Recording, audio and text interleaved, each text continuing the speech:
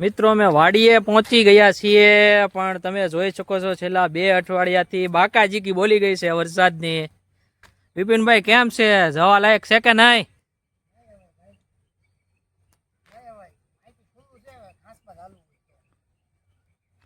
એક બાજુ તમે આ બાજુ જોઈ શકો છો અને એક બાજુ અહીંયા કપચી છે, એટલે આ બાજુ જોઈ શકો છો.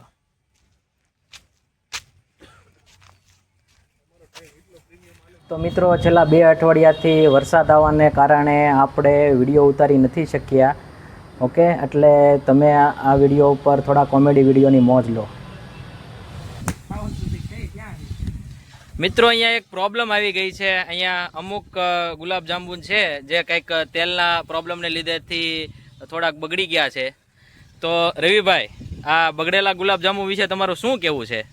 ગુલાબજાંબુ સંખ્યામાં 12 થી 13 બગડી ગયા હોય એવું દેખાય છે, પણ જિંદગી બગડી ગઈ તોય આપણે આ સમયમાં પાછા નથી પડ્યા. તો આ ખાલી 12 ગુલાબજાંબુ છે અને આ સમય એવો છે જેમાં નબળો પડ્યો એ મર્યો. વાહ રવિભાઈ, વાહ વાહ વાહ! આટલું જ મોટિવેશન અમારા અન્નદાનમ ટીમને જરૂર છે કે કોઈ પણ સંજોગોમાં આપણે પાછું જોવાનું નથી ને આમને આમ આગળ વધવાનું છે. Thank you Ravibhai, thank you તમારો સાથ અને સહકાર આપવા બદલ. રવિજી, આ બધા લોકો એમ કહે છે કે ગુલાબજાંબુ ખાવાથી જો એક ગુલાબજાંબુ ખાઈએ તો 6 થી 7 દિવસ ડાયટ કરવું પડે, તો એના વિશે તમારે શું કહેવું છે? ગુલાબજાંબુ એક ખાઈએ તો 6 થી 7 દિવસ ડાયટ કરવું પડે.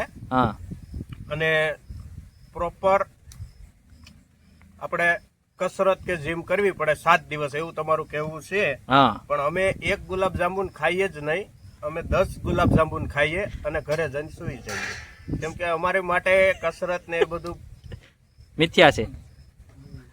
વાહ રવિજી, વાહ!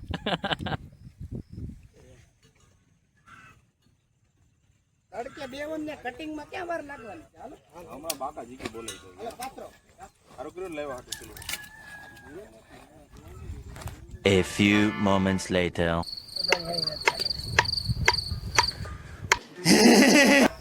એક બાજુ કામ ચાલી રહ્યું છે અને બીજી બાજુ આપણા રવિજી વિષ્ણુ મુદ્રામાં આવી ગયા છે. રવિજી, કેમ તમને થાક લાગે છે? મને થાક ન લાગે, મને ઊંઘ આવે છે. કેમ ઊંઘ આવે છે તમને? સવારે 4 વાગે ઉઠો. 4 વાગે ઉઠીને તમે શું કર્યું? પણ આટા માર્યા. રવિજી, મેં એવી વાત સાંભળી કે તમે જ્યોતિષ શાસ્ત્ર શીખાશો અને હાથ જોવાનું પણ શરૂ કર્યું છે. હા, બિલકુલ તમે સાચી વાત સાંભળી છે. આ તો હું ઘણા ટાઈમથી શીખતો હતો, પણ હવે થોડુંક મને પ્રેક્ટિસ પડી ગઈ અને આવડવા મળ્યું છે. અને એનું રિઝલ્ટ 100% સાચું આવે છે. એવું છે.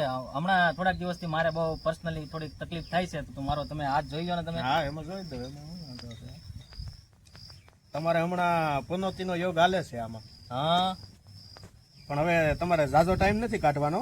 તમારે હવે 2 મહિના તમારા ખરાબ છે. હા, 2 મહિના પછી તમને ટેવ પડી જાય. બિપિનભાઈ, એક સવાલ પૂછું? બોલો ને. આમાં કોણ બફાય છે? મને નથી ખબર પડતી. બધાય જે ચૂલા નીચે છે ઈ ને ચૂલાની બાજુમાં છે ઈ હોત. 2 જણા બફાય છે બિપિનભાઈ. હા. વિજયભાઈ, ડેન્જર આવી રહ્યું છે, ડેન્જર.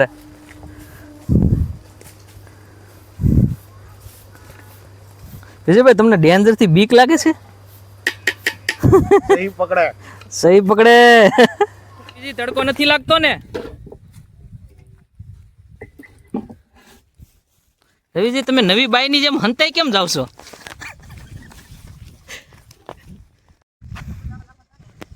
અમારો વિડીયો છેલ્લે સુધી જોવા માટે આભાર. અમારી બંને ચેનલ અન્નદાનમ સ્ટોરીઝ અને અન્નદાનમ સ્ટોરી વ્લોગને લાઈક કરો, શેર કરો, સબસ્ક્રાઇબ કરો.